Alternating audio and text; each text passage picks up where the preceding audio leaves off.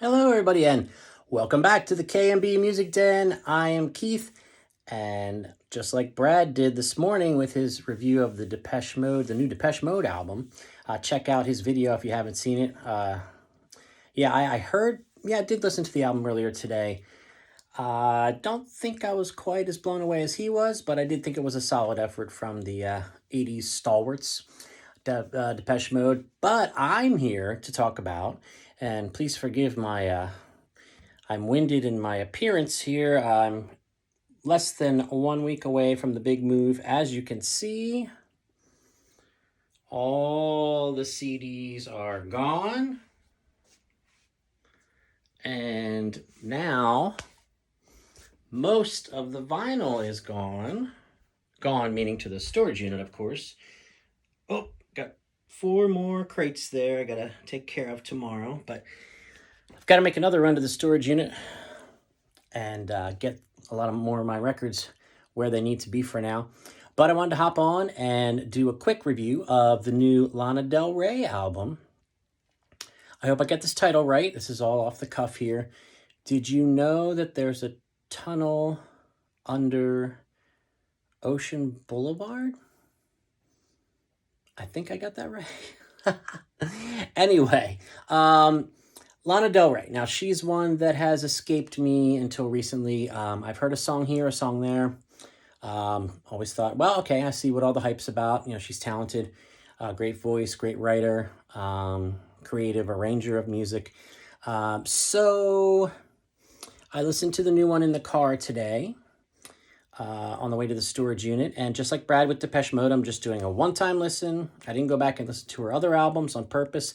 I don't really have anything to compare it to per se. Like I said, I've just heard a song here, a song there. Lana Del Rey is very talented. Her style of music isn't in my typical wheelhouse per se, but I do get little bits of Tori Amos. Maybe that's just on this album, and like I said, I'm not too familiar with her catalog.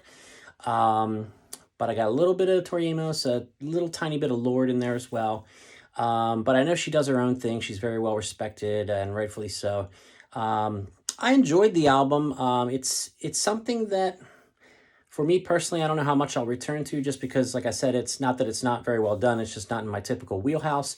Brad and I have been talking on the channel recently about needing to expand our horizons more with female artists in our collection. Both of our collections are heavily dominated by male artists. You know, we have ones that we've liked all along, and it's not that we don't have any female artists in our collection. I got a ton of, Joni Mitchell, Sheryl Crow. We just did the review of the Hello Mary, the female power trio from New York. That's a really solid album. But, I saw this was coming out. I know it seems to me she's kind of been the it girl for quite a while now. So just kind of wanted to just jump in with fresh ears. Like I said, I don't really know a lot of her back catalog. I don't know if this is a departure from her usual sound, kind of along the same lines. But I do notice, some of these artists lately, like Father John Misty, who I believe actually makes a guest appearance on this album, among others, such as Bleachers. I've noticed some artists are doing kind of this throwback vintage sound with like a lot of orchestral string arrangements and sparse, piano, and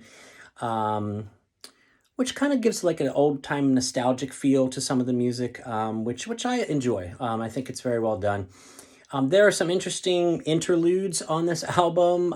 There's one that sounds like it's from someone has her cell phone that's recording. Maybe it was Lana and someone else she's talking to, it sounds like, but you can hear like someone that's observing a sermon, and it goes on for like over 4 minutes, and you can hear like little giggling in between, like when he says something funny. So I don't know if that was just something that she did on her phone and was just like, oh, I want people to hear this, and just threw it in as like an interlude. These are the types of things that some people end up skipping. After you've heard it once, do you really need to hear that interlude again? Some people feel it's part of the artistic flow of the album. There's these little peaks and valleys, so to speak, with little, I don't want to say skits, but, interludes, which they're appropriately named on the album. Sorry, I'm not using the tripod thing we usually put this on. I'm just kind of freelancing this real quick, so sorry if it's a little shaky. Sorry about the light there too. But yeah, I enjoyed it. What this does make me want to do more than anything is go back and listen to some of her other stuff and say, I've kind of heard she's kind of like the folk gal. And this was, this had elements of pop, elements of, like I said, that nostalgic sound that Father John Misty did recently with Chloe, and even to a certain extent Andrew Combs on the album Sundays, which is brilliant if you don't know it. So, certain songs stood out to me more than others, like with any album, really. I like the song A&W. I like the song Margaret, and the one that has a long title, but it starts with grandfather. I think it's grandfather stand on the shoulders of my father while he's deep sea fishing or something. That's a beautiful, beautiful song. Her lyrics are very unique, very much her own.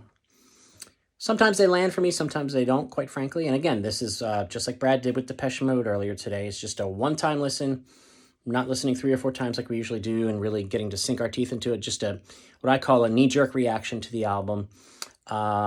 It seems to me, if you're a Lana Del Rey fan, if this is a bit of a left turn for her or a bit of a departure, I assume you'll really like it because she's, it's clear she's an artist. She's not just a singer. She's an artist. This album seems to be an artistic statement, like I said, with the interludes. Some of the lyrics, and again, because I don't know her too well, there's some, vulgarity in there that she doesn't mind throwing out there. It fits the song. Sometimes people throw vulgarity in and you feel like they're just trying to sound cool or get shock value, or, oh, I want that parental advisory because then the kids will really want it, But that doesn't seem like what she's doing here at all to me.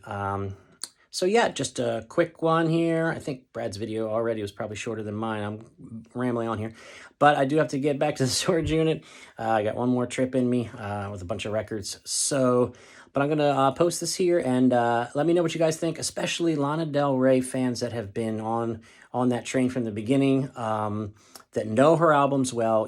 Tell me, is this a big departure? Is this kind of a logical progression from the last 2 or 3? Or what's your favorite Lana Del Rey album? Because I do want to go back and listen and kind of compare to this and see, oh, maybe, one of the ones that's more revered from earlier in her career. Oh, wow, I really do like that.